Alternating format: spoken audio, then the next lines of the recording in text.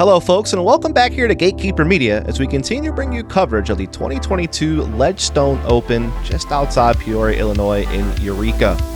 We are in the back nine now of our feature card for our opening round of this 4-day event. And we appreciate you all for tuning in, with a special thank you to our Patreon supporters who help make this coverage possible. Once again, bringing the commentary is going to be myself, Dustin Mouret, joined by the lovely Nathan Queen. How's it going, sir? Well, we got to watch a lot of different scores and a lot of colors, as you see here on this front nine. Gannon Buhr keeping it clean. Simon with a couple bogeys, but some birdies. Brodie as well with a strong finish. And Chandler throwing the ace out there, but kind of struggling otherwise. Yeah, like you said, we've seen all the colors on the scorecard except for the higher numbers. We don't want to see those. So hopefully we will not experience any more of the rainbow as we get into hole number 10. 425-foot par 3, pretty wide open. These first little trees you see are about 350, 360 feet off of the tee. Not a whole lot of trouble. There is some OB off to the left side if something fades out on you early. And if you turn it over, you can get into some thick stuff on the right. Yeah, going to be a kind of a stock forehand for a lot of right-handed players as long as it's in your bag. But this is actually swung out a little wide from Brodie. Great roll, though. It looks like he fought back into circle 2 up there.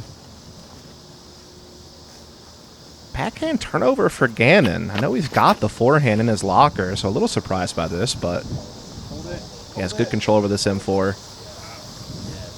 Looks like you should not be surprised as he gets it up there nicely into circle 1. Seems like the wind can come into play a decent amount on this hole. As you do see, we're out in the open. Looks a little low from Simon, but it's fighting on up there.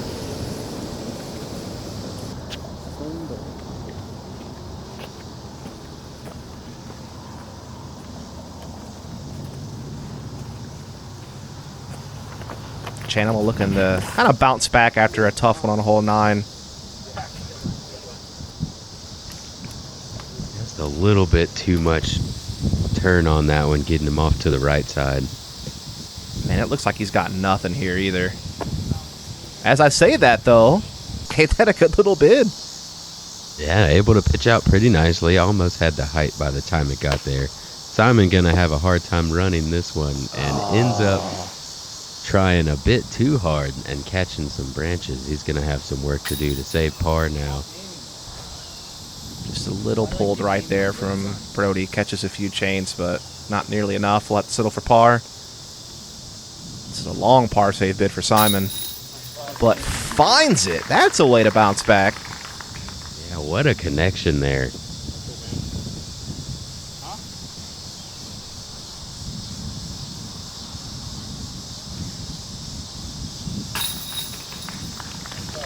Gannon able to connect for another birdie, back-to-back on 9 and 10, using a mid-range on this 425-foot par 3 to secure himself a good spot for birdie. Yeah, he is certainly on pace as the leader in the clubhouse at this point was 7 under par, so he's just one stroke off of that lead and a chance to take that position and push it even more forward. As we'll see Brodie collect the par, and we'll move on to hole 11. Which I am slightly surprised is not the easiest hole on the course, although 7 is pretty easy and had a couple aces today. 11, it actually is about 280 rather than 300. OB all the way down the right side and the left side, as well as long. They've raised the basket this year to make it a little more difficult, but still averaging it at 2.6 today. Yeah, pretty stock forehand for most players. Really the only trouble is that I guess the OB can come in pretty close to the right and back side of the pin, but usually pretty collectible birdie for our competitors. 2 forehands get up there cleanly. Wind looks to be a bit left to right today. No. Simon landing it in a great spot, but just getting some terrible ground play. Ends up rolling out of bounds long.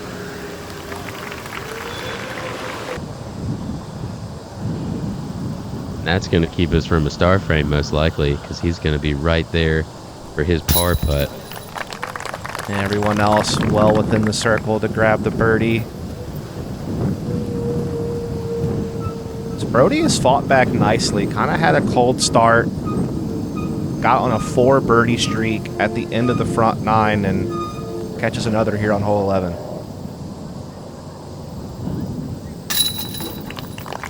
And Gannon's just tearing it up, dude. Tied for the lead.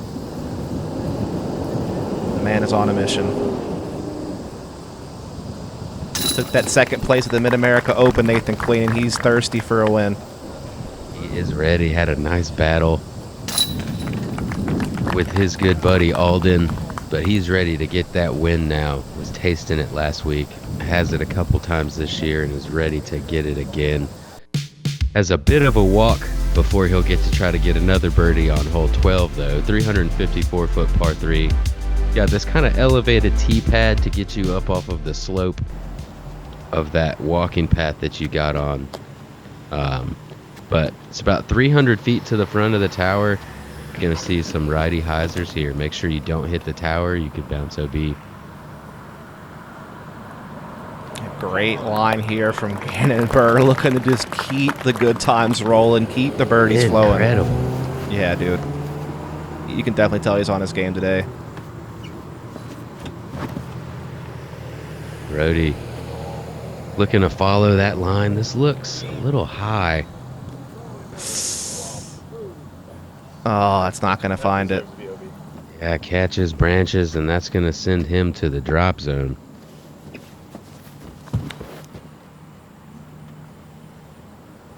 Good looking flight here from Chandler Fry.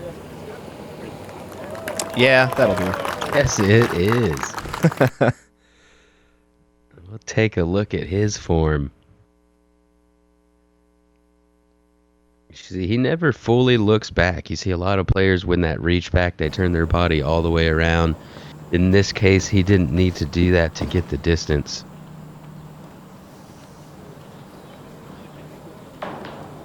Oh, no. It's going to hyzer out too soon. Oh, that's fortunate to be in bounds. A lot of the time catching that tower gets you a kick OB or a kick and then a roll OB. About 180 feet from the drop zone. Oh, and Brodie's found the OB again. That's unfortunate because it seemed like he was really making a nice comeback. And Simon.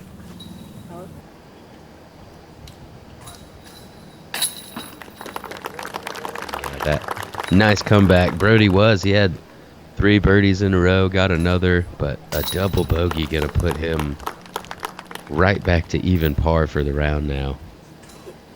This is Gannon for the solo lead now at 8 under par. And he's still got a lot of holes to play to keep that thing building. As, yeah, he's yet to grab an Elite Series win yet. He did win a Silver Series earlier this year, as well as a little shenanigans there.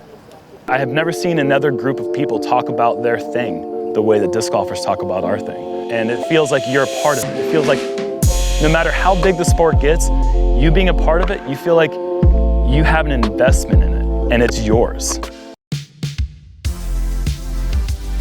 Brings us into hole 13, a lone par 5 that we have on this course today.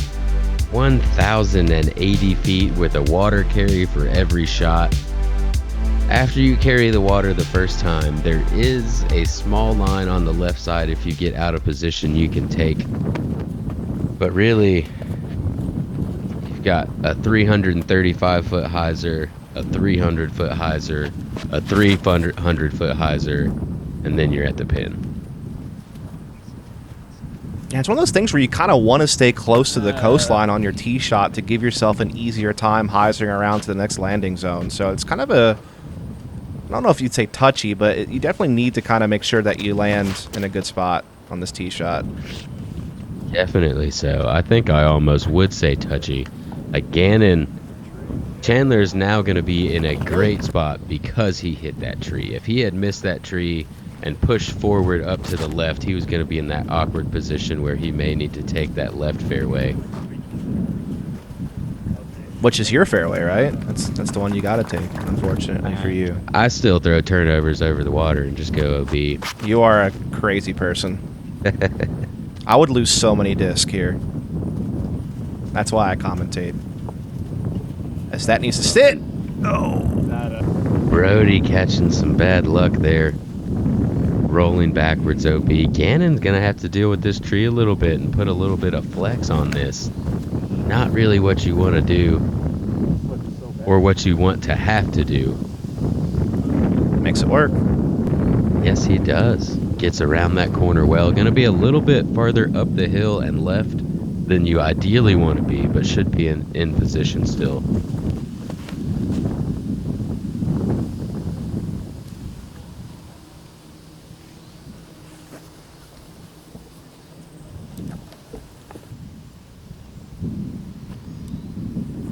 Simon taking his time here, has a little more of a wider play he has to make to get around these trees for his second landing.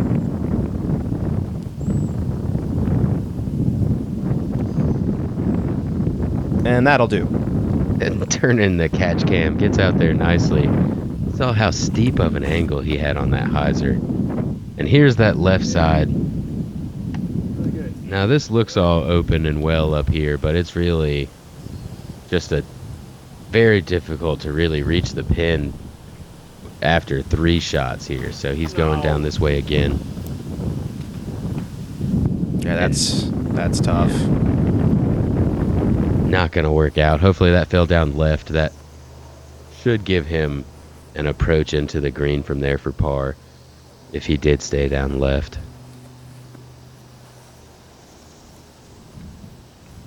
So Gannon going to be a little over 300 here. Maybe 330.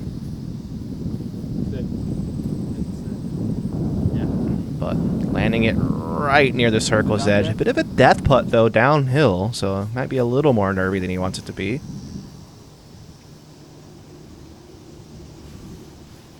A better position here for Chandler, able to get his disc a little flatter if he would like to for that landing. But still goes up pretty high with the spike. Sits down inside the circle. Yeah, it's about maybe a 20-footer at most for birdie, and he gets to putt up the hill, so gonna love that. This looks good from Simon Lizotte. Nicely landing right past the circle's edge. Probably has about 28 feet.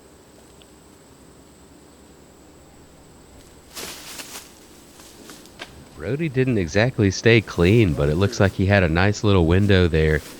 Able to pitch out, but still in circle 2 looking for his par. This is a long, scary putt right here.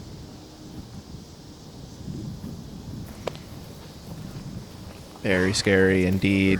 Kind of gives it a soft bid, but nestles up there close to finish this one off. This is Gannon for birdie and sinks it 4 in a row up to 9 under. Oh, you're right. My mistake. Yeah, 5 in a row to get himself to 9 under par. Absolutely on fire right now. Tough whiff there for Simon Lizotte. Chandler, though, connected on the turkey here. He's had his ups and downs this round, but starting to kind of even out here. Even out for the second time. He got that ace to get back to even. Ended up taking a triple bogey. Now he's got a turkey to work himself back to even again. Eureka Lake just showing all kinds of the roller coaster that it is here on our feature card. It giveth and it taketh away, Nathan. That is for sure. Gannon is keeping it from taking anything away right now. That's for sure. He's got those 9 strokes. He's got a clean scorecard. And if he can continue to birdie, or at least keep that clean scorecard, he's going to have a great shot to be on the lead card. Hole 14, 850-foot par 4. Another very difficult tee shot that leaves a very difficult upshot after you execute. You need at least 415 feet to really be in a pretty good position to attack this green. That big tree Gannon is heading straight towards. If you get there, that's about 415.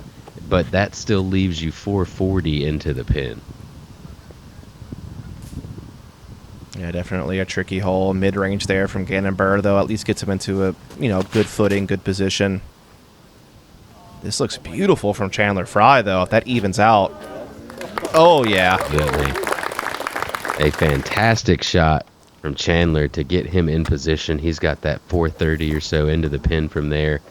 Gannon playing more of the layup play. We do see him have that 550 foot of power. So although he's short of that tree, as well as Simon, he's doing the same thing. They both have a ton of power and can go huge hyzer out over the water. Yeah, I think it's a calculated decision. Like, if you know you've got that kind of power, this is the tougher gap shot to hit. So you kind of lay up on this one and go for the big play on your second shot, whereas Chandler Fry went for all of it off the tee and got it.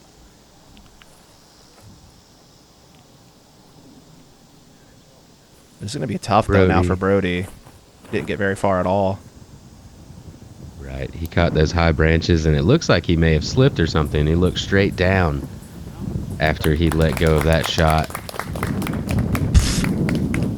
Watch out, AJ. Yeah, that was AJ Carey, wasn't it? They must have just been walking off the hole. Brodie giving him a little scare. But good position for him after being out of position off of the tee. He should be able to get up and down for par. Big hyzer here from Simon. Oh! Almost annihilates the cameraman. Incredible. That's 600 feet. That's bonkers. That's silly. Yeah, he threw it too hard.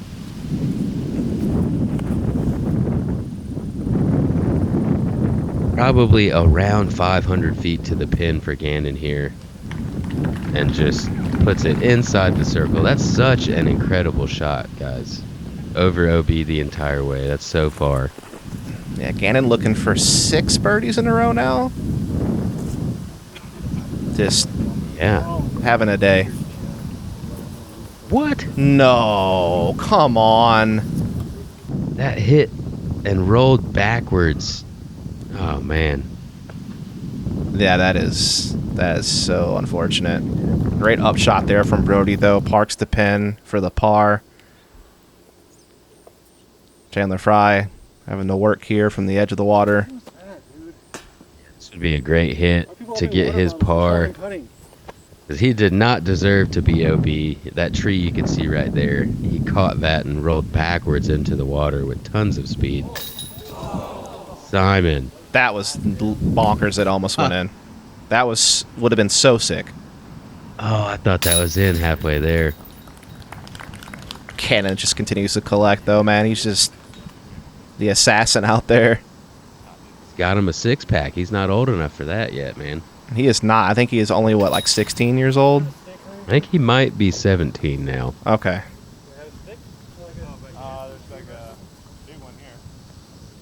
Wow. 10 down, 6 in a row. And this hole averaged at a 4.35 today, so very difficult. Third most difficult hole on the course. Gannon making it look very easy with his 500-foot hyzer shot. Some drums there from Simon Lizotte trying to reset, I guess, as we get into hole 15. Yeah, another one of the easier par 3s on the course. If you have a good forehand, 315 feet, probably plays closer to the 360 range. It does play for this turnover shot with the backhand. If you have the touch and power for it, definitely a much more difficult angle. And again, Gannon just has a lot of trust in that M4. Uses it to really good effect. So we're going to see Simon going, I believe, FD here. So just one disc up.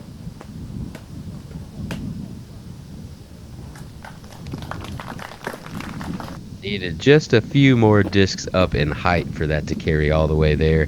Gonna end up in circle 2 for a long birdie look. This is a good looking angle from Brodie if it flattens out. And yes, great shot with the meteor there. Hits the basket.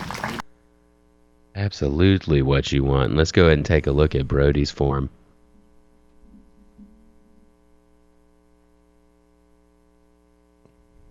In that slow run up and very short and compact arm swing. Even though he got that disc up high, he really didn't lift his arm up that high. Really using the nose angle to control where that disc went.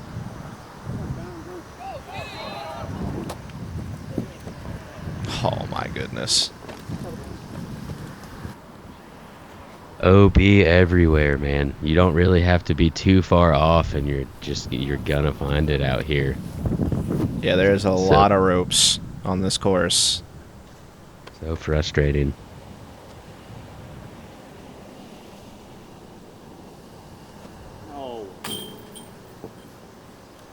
Nice bid there from Gannon, but he'll just have to settle for par on this one after 6 in a row.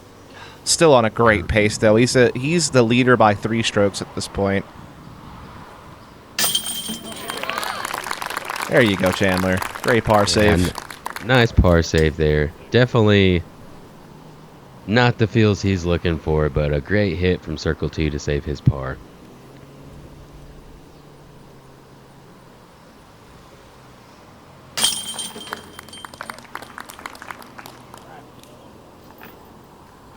As you would expect, easy tap in, clean up for Simon and Gannon here. Surprisingly, just one birdie on the card.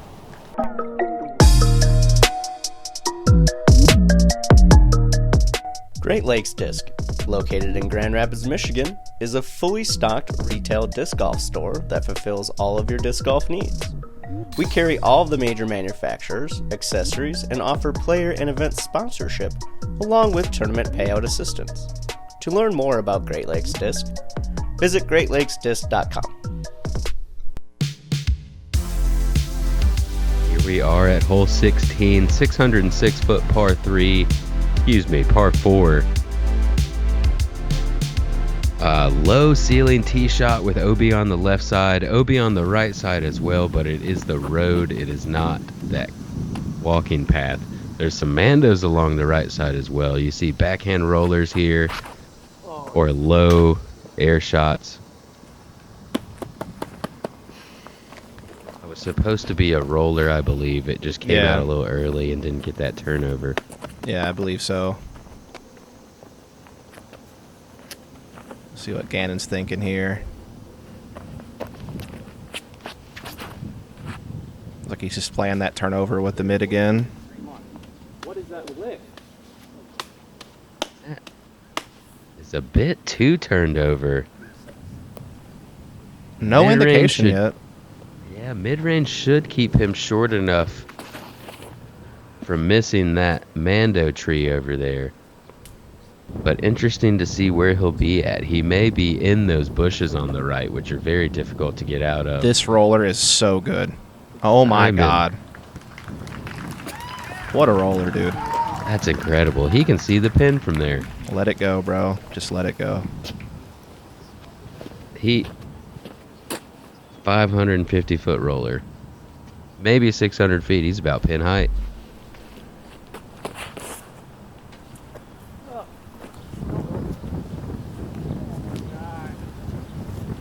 Dude.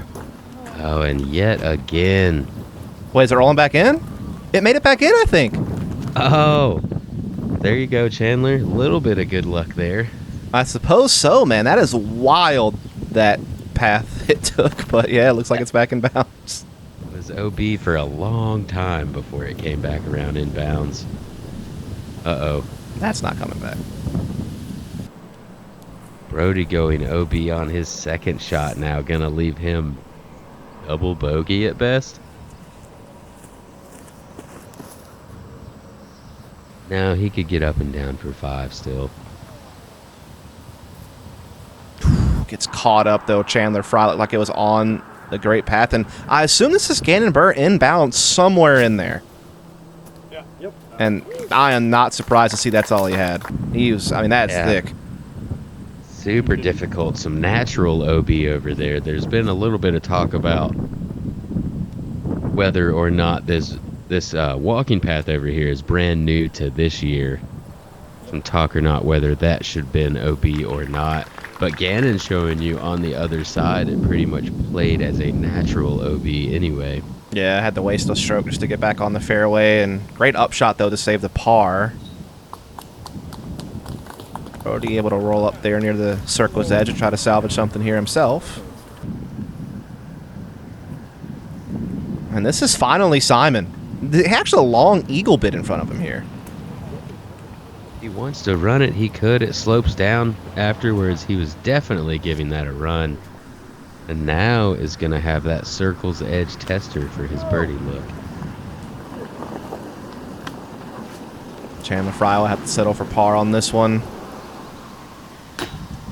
And Simon unable to collect on the birdie.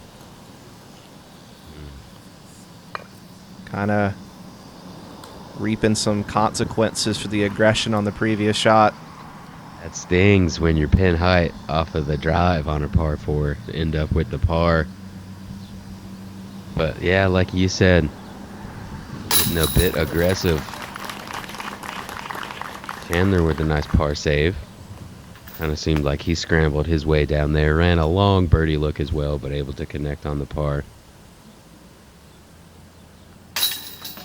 Brodie able to limit the damage to just a bogey after kind of a rough tee shot in the OB on the second.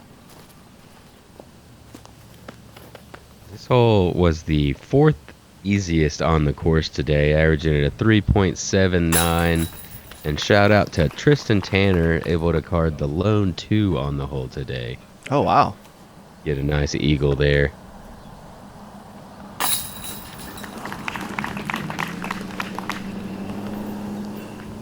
At a bit rushed left side there. Good catch though.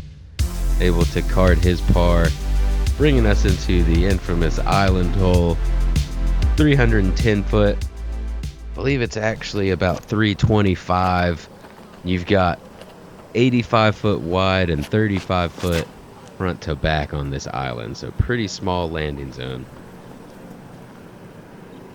Gannon Buhr just finds it, man. That was pretty scary close to the water's edge. Definitely so. You can see the water moving from left to right, so these hyzers the guys are throwing should be getting pushed down from the way the wind is blowing, and Simon has his pushed down perfectly just next to the pin.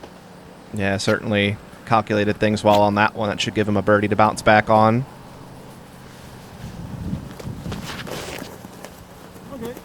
This looks kind of wide from Chandler, but it's hyzering nicely. Knows his disc. Yeah, probably a little wider than he wanted, as he is going to be around circle's edge or so. This is one of those holes you feel a little bit silly with a 3 on. If you make the green, you really feel like you should get the 2. This looks good from Brodie. That's going to be near the bullseye. Well done. Thank you. 4 for 4 making the island. See if we can get 4 for 4 on the birdie looks. Just not quite to be on that one, a little bit low. This is for Gannon to just keep extending that lead. And that will do it. 11 under, clean card with just one hole left to play. Buhr has been on a tear. Been a fun round to watch, and I really hope he's going to be able to keep that scorecard clean. That is a feat in itself out here at Eureka Lake, let alone with 11, possibly 12 birdies. Just incredible stuff. And shout out to Emerson Keith on this hole, who was able to card the ace. All kinds of aces out here at Eureka Lake today.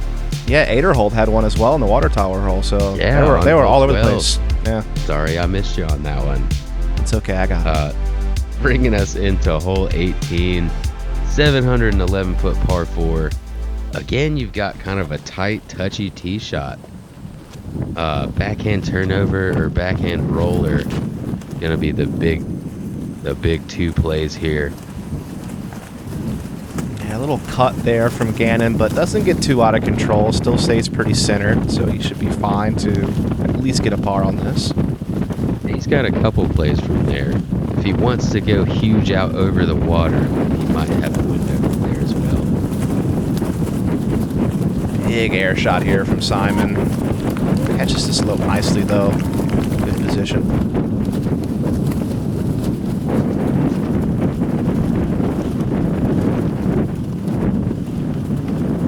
We probably got close to 400 feet or so off of that tee shot.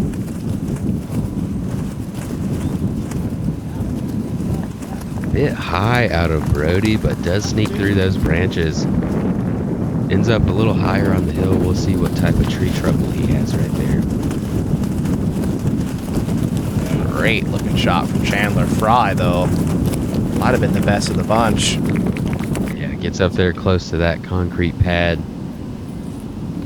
He's probably going to have about 330, 340 feet left, and Gannon is going with that big shot out over the water, but not looking to get to the pin from here. Still, great shot. Yeah, absolutely. He's likely going to get the par, and that's going to still give him a really nice lead going into round 2. Great forehand from Simon if it can just hook up. Oh, yeah. Wait. No. Okay. Oh. You never know out here, man. You never know out here when you see that disc get on edge like that. What's going to happen? These slopes can be very rude. That was an incredible shot, though. Very happy to see that sit down. Low forehand, playing the ground nicely. This is not going to play that ground very well. Catches and rolls off to the left quick. Luckily, doesn't go in the water. But if you do have that forehand, it plays so much better for the second shot. As you see Chandler having to... Look at this squirrel, dude. Oh, he wants it. He wants that disc, bro. This round's had a little bit of everything, man, I promise. I've never seen a squirrel get like that for a disc. That's insane. Oh, he ran straight to it. That was a big squirrel, too, man. That thing wasn't messing around. Oh, man, Brodie must have been paying attention to the squirrel as he catches first available on a fairly easy upshot there. Let's go, baby. And that should do it for Gannon. Yeah, he'll be finishing at 11 under par, bar any shenanigans. That's just high from Chandler Fry. Well, at least it didn't hit the basket and get a little squirrely. I see what you did there. Able to connect for his par. That was pretty funny. I haven't seen a squirrel do that. Me neither. That was pretty crazy. I think he got confused for a second that he can't eat plastic, as we are going to see Gannon Buhr find the 11 under. Brodie will tap in the bogey. Simon grabbed a birdie as well there to finish 3 under. And we'll start taking a look here in a second at how things finished up for our feature card, as Gannon indeed solo leader. Now it's just to see by how much, as I think 7 under was kind of the pace when this round started. But as you can see, we did have Anthony Barella and Kevin Kiefer get to 9 and 8. So Gannon's lead 2 strokes, as they'll be going over to Northwood Black for round number 2. Can't wait. Gonna be exciting to see the contrast of courses once we get over to Northwood Black. Completely different style of play. Absolutely, and we appreciate all of you for tuning in. A special thank you to our Patreon supporters who help make this coverage possible. And we hope that you'll follow, subscribe so you catch starts for our coverage of Ledgestone. Again, I'm Dustin Mouret, and with me is Nathan Queen, and we'll see you on the next round.